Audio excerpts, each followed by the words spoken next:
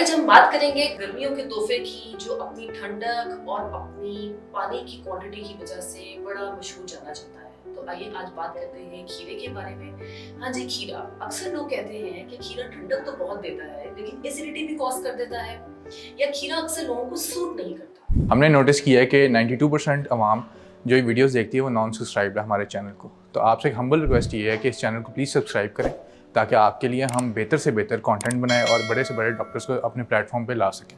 Thank you. अस्सलाम वालेकुम, मेरा नाम फकीहा मरियम है और मैं माहिर ग़िज़ाइयात हूँ। गुज़श्ता 10 सालों से मरहम के साथ मुंसलिक हूँ।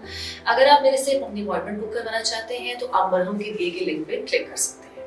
आइए हम बात करते हैं कि खीरे में ऐसा क्या इशू है या ऐसी क्या चीज़ें हैं जो खीरे को आपको प्रॉपर्ली डाइजेस्ट नहीं होने देती और आपको क्या इशूज़ कॉज करती हैं। सबसे इम्पोर्टेंट बात तो हम पहले खीरे के फ़वाइद को डिस्कस कर लेते हैं, फिर हम बात करेंगे इसकी सही तरीका इस्तेमाल।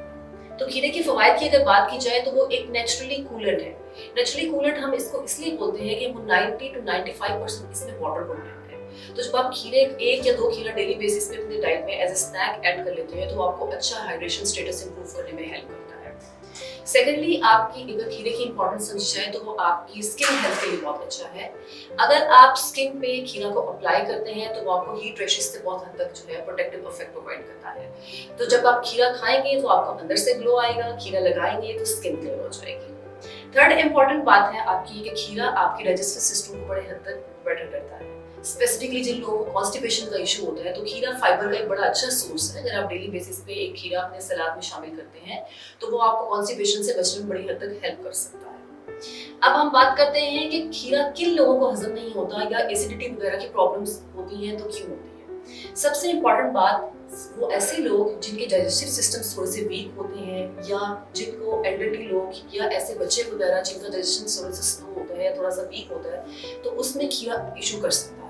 या बहुत सारे लोगों को खीरा खाली पेट हजम नहीं होता, तो उसके लिए बेटर ये है कि खीरा जो है वो आप खाली पेट डालें या सोने से पहले खीरा डालें। या बहुत सारे लोग खीरे के साथ दूध का इस्तेमाल करते हैं जो कि एक रॉन्ग कॉम्बिनेशन बन जाता है और उनको हैवीनेस कॉज कर सकता है।